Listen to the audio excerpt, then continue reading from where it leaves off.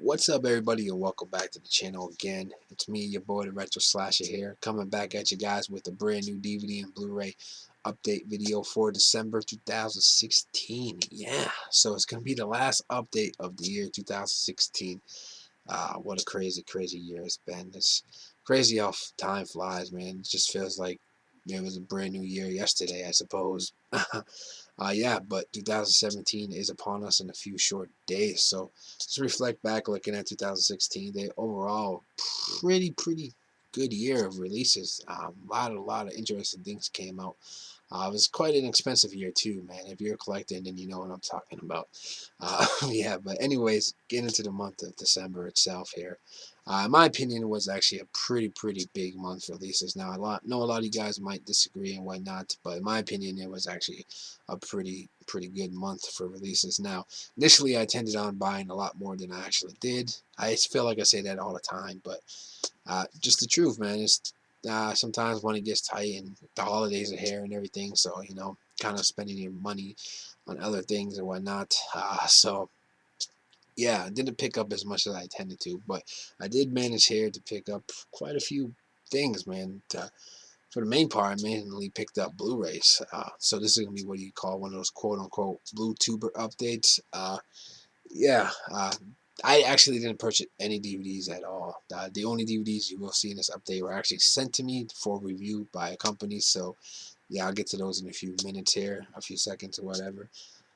Yeah, so Blue Retro Slash is gone Blue Tuber, I suppose you guys might be saying. Nah, I love all cinema. I just decided to, you know what?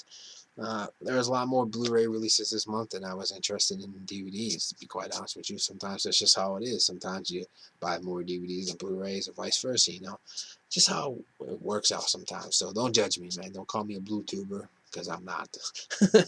I'm just having some fun with you guys. Anyways, yeah, let's get into this update. So the first few DVDs here that were sent to me by Wild Eye Releasing.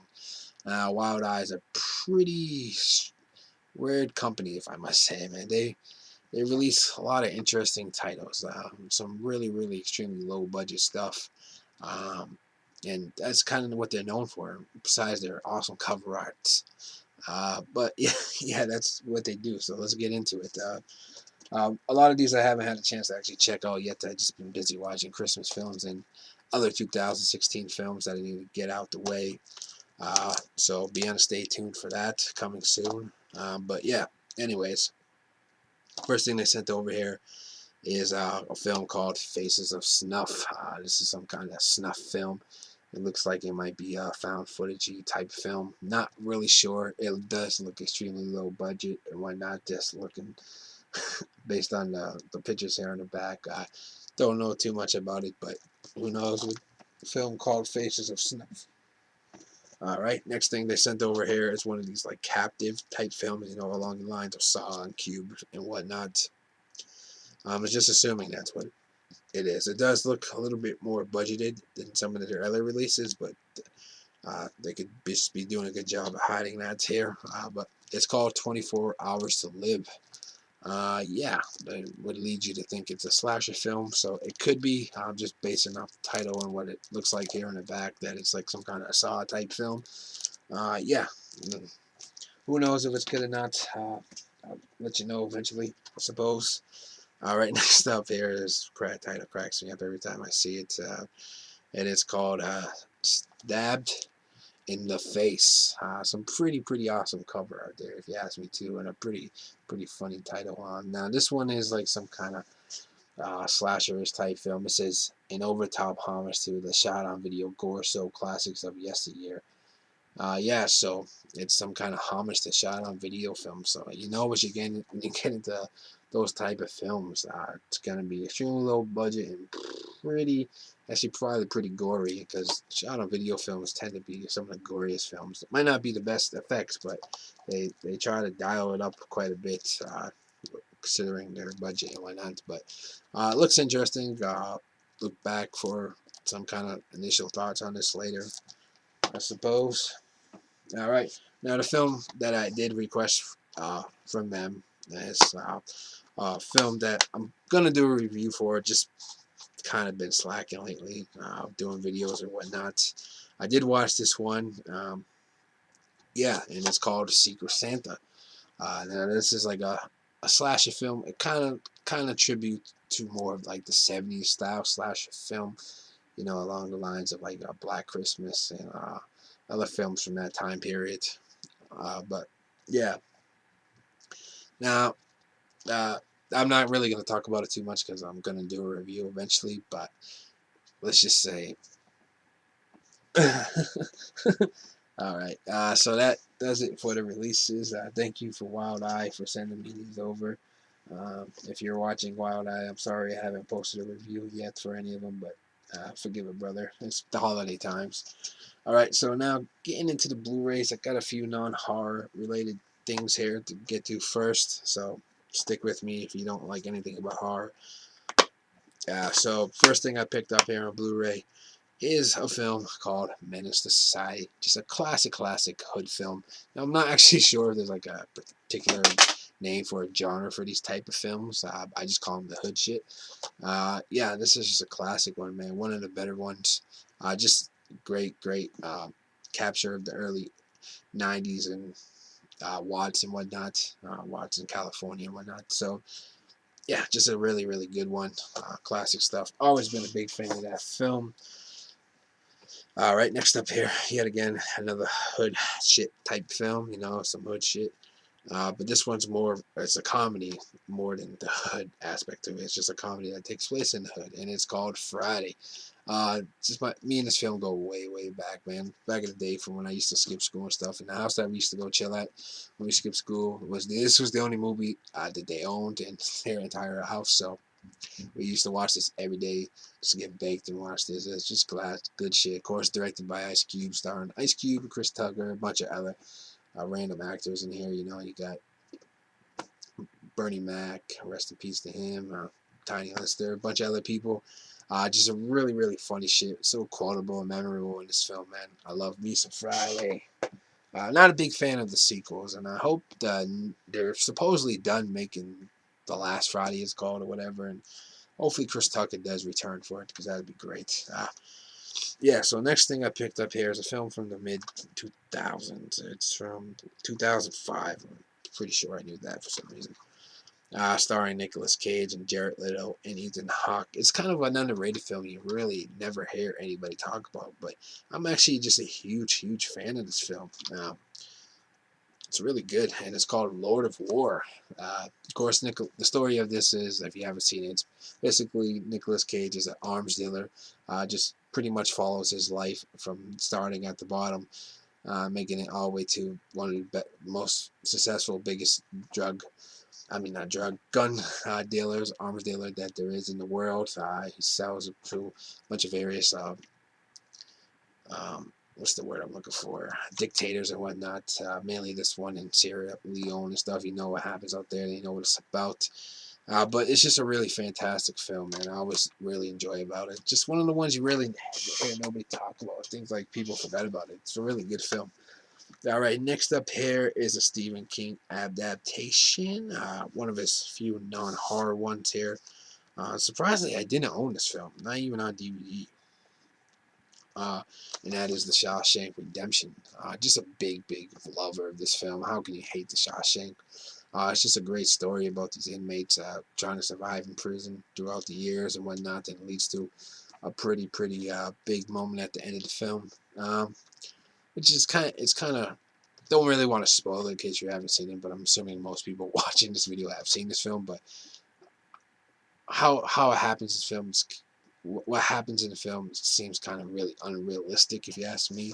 But it's still just a great film, man. If you've seen it, you know what I'm talking about. But it's good stuff. Next up here, another Stephen King adaptation set in a prison.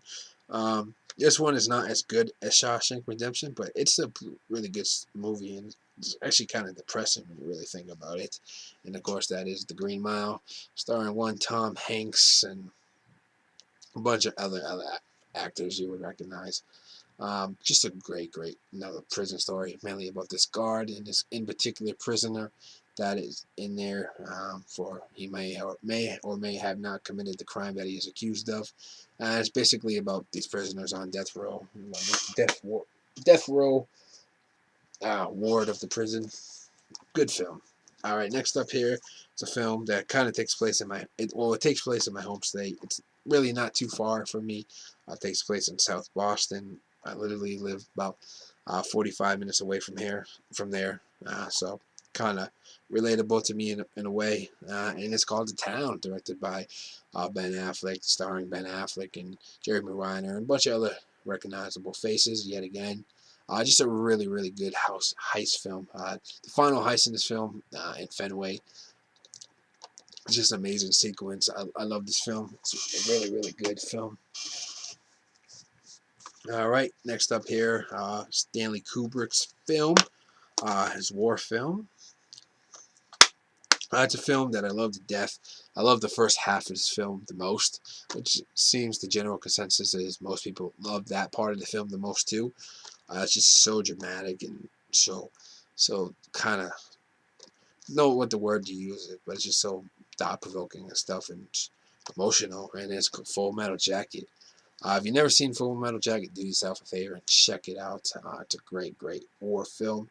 The first half of the film just basically takes place of like basic training and boot camp and whatnot of this platoon of soldiers and whatnot. Which is just an amazing story aspect of the film. The second half actually takes place in Vietnam when the soldiers get shipped off to the war and whatnot. It's not as good as the first half of the film, but it's still pretty enjoyable. The whole film is just great all around. Stanley Kubrick doesn't really make bad films. Well, he's not alive anymore, so he doesn't make films anymore. So, but you know what I'm saying there. All right, next thing I picked up here. One day I was in Best Buy on my way to work, and I saw this caught my eye. They had these Steelbook metal packs, whatever the hell you want to call them. They were doing a buy one get one free. They're $15, so I bought one. And of course, you get one free. You can't really knock something when you get it for free. This one was the one that caught my eye immediately. It's one of my all-time favorite films. Yet again, one of these things I call hood shits films, and that is Boys in the Hood. Of course, starring Cuba Gooding Jr., Ice Cube, Larry Fishburne, a bunch of other people. It's just a really great, yet again, like I said, the Menace to Society movie about capturing that culture and that time period of late 80s, early 90s in South Central LA. It's just a really, really depressing movie. If you've seen it, you know what I'm talking about. It gets me every fucking time, but it's a good, great, great classic film, man. It's a must own for any film lover. In my opinion, it's one of the best. Alright, now we're actually going to dive into the horror stuff. Sorry about that. I know all you horror freaks are like, what the fuck, you blue tuber? Why are you showing us non-horror stuff? Alright, so the other Steelbook metal back thing I picked up. Now, actually, these are like part of this pop art line of these Best Buy exclusive Steelbooks. This one has a nice cover for the most part. I'm not a fan of the whole thing, though, because I'll show it off. And then it's Christine. Now, I love this part of the cover, the actual pop art, but I don't get why they did all this writing down here and whatnot. It's kind of weird. But I haven't actually had a chance to check this out on Blu-ray and whatnot. I know Twilight Times originally released this. Then Sony decided to put it out again on like an archive title. Not archive, but like a catalog title. And then they decided to put out like this Steelbook of it, like they do everything. Yeah, these were the two that caught my eye the most, so I grabbed it. So I finally own Christine for the collection. Slowly trying to collect all these King movies on Blu-ray. Yeah, I don't know why, but I just do. All right, so next up, getting into a little franchise here. Now, these are all kind of upgrades for me, except one I didn't own. I have like a 3-pack DVD, and then I owned the last one on Blu-ray that I picked up at work for like $1. So I decided to grab them all on Blu-ray because they were cheap.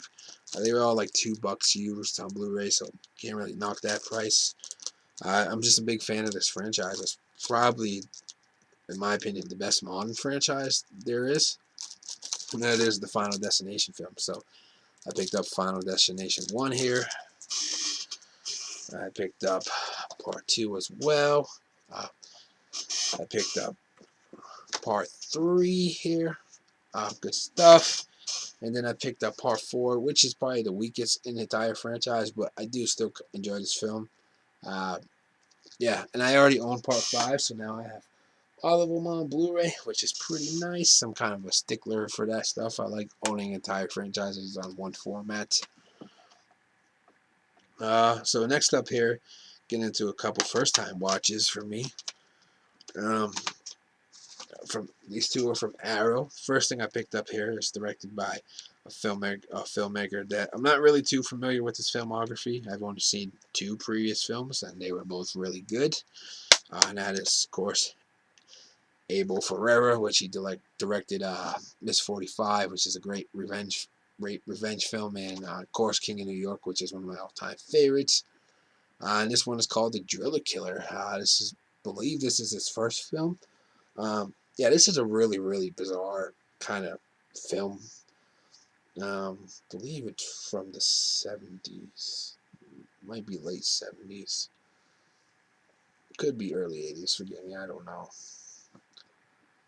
Yeah, anyways, looking all day for a date that doesn't exist. But yeah, this is a really bizarre, kind of trippy-ish film. I did like it. It's a great release, great transfer on it. I always heard the DVD versions of this film were pretty shitty. I'm not sure if this has a new cut of it or something on it. Like I said, it was a first-time watch, so I don't know too much about the film itself. But yeah, it was a really enjoyable film. Just really trippy and bizarre. Some really weird music too, in my opinion. You know, a lot of people love that film. I can see why. It's good. All right, next up here from Arrow, I picked this up used, which is weird to find it used already because it's literally a brand new release.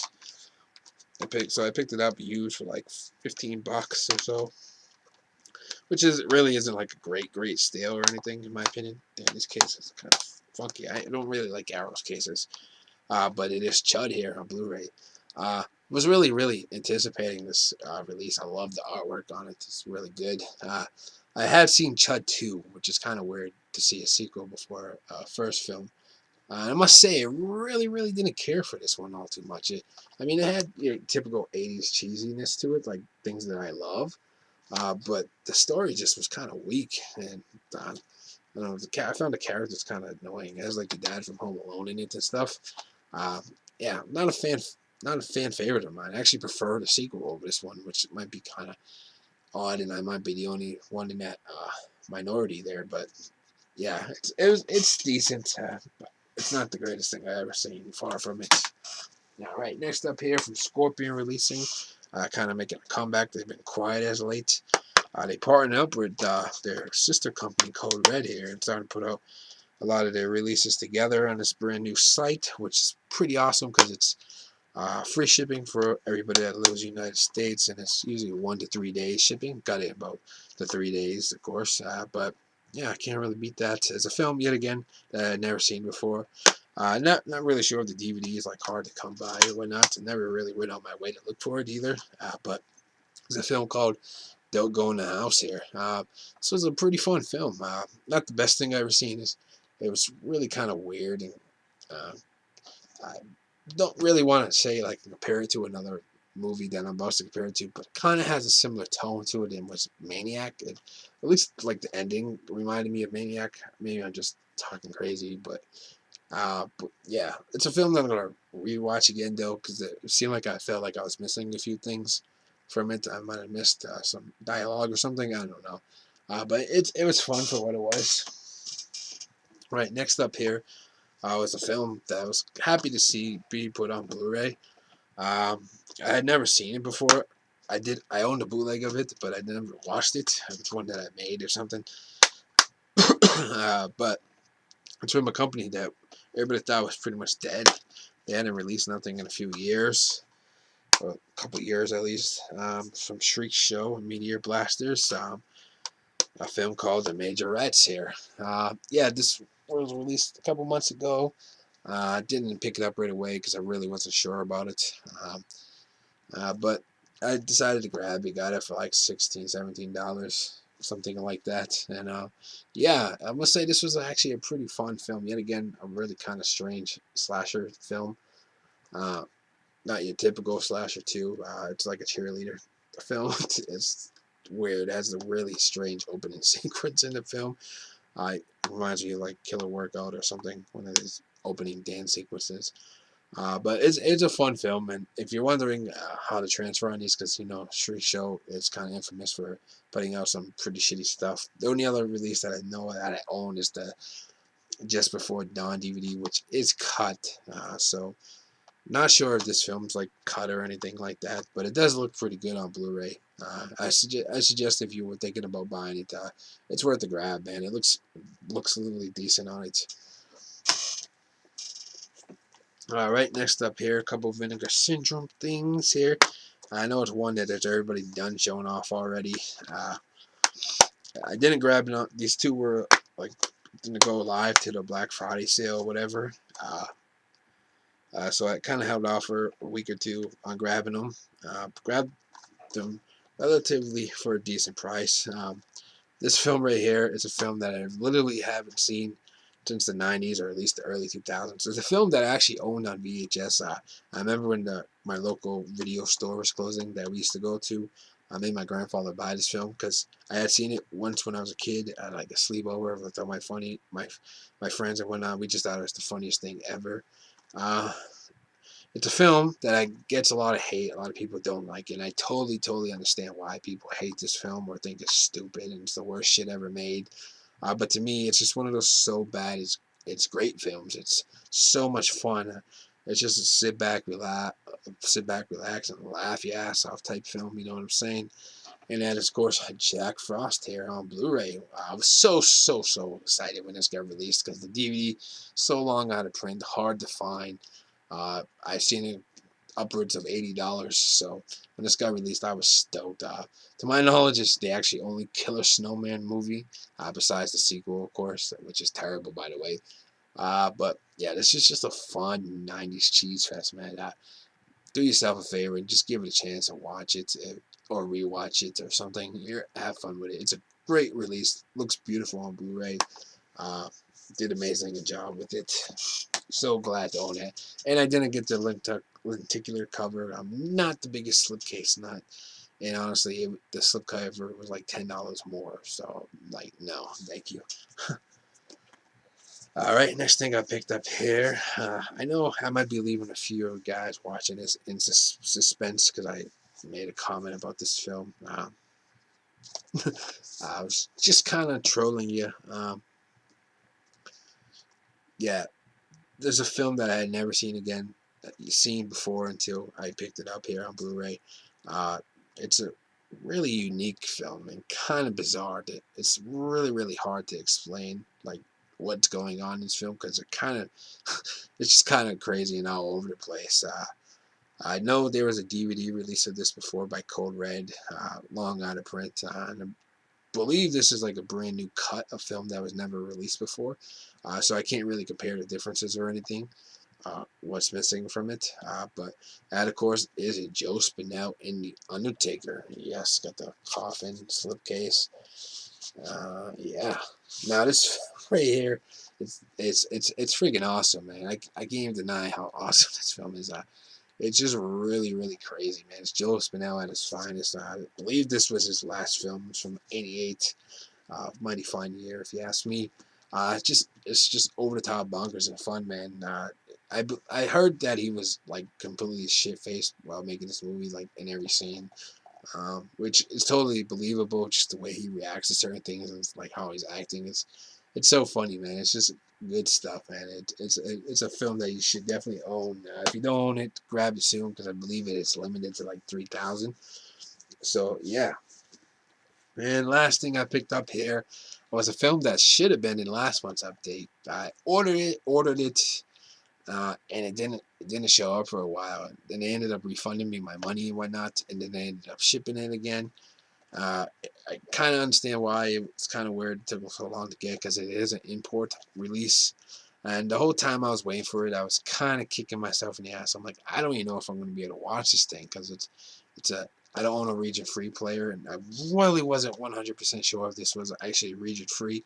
I had heard it was, but I couldn't really narrow down the exact answer to it. And all the way from Australia, a slasher film that I love. It's part of the Cinema Coat line. I'm finally glad to own a nice edition of this film instead of that shitty DVD I had. And that is Cinema Coats, The House on Sorority Row. And yes, it does play in your Region 1 Blu-ray players. It even plays on your Xbox. I popped it in my Xbox One, and it worked. So no problems there if you didn't own it before, because the Scorpion releases out of print and it goes for like $48. Don't pay that price. Pick this up for like 17 US dollars and you save yourself quite a bit of money. It's a great release. I popped it in just to see how it looked and whatnot, because my DVD I owned was really bad looking, and I was hoping this was a step up, and it definitely is. Looks pretty good from what I'm seeing. I haven't had a chance to go back and watch the whole film yet. I've seen this film well, not millions of times, but a good like 20 times or so. And it's just a great slasher film from the early 80s. It might be 81, I think. Yeah, I'm always so bad with dates. But anyways, it's from the 80s, definitely. So that does it for my update. A lot of good stuff here, man. Thanks for watching. This video actually went a lot longer than I thought. So I'll check you guys out next year. Until then, enjoy your holidays. Don't drink too much. I know I will. So I'll drink more for you. So don't drink so much. See you guys next year. Later.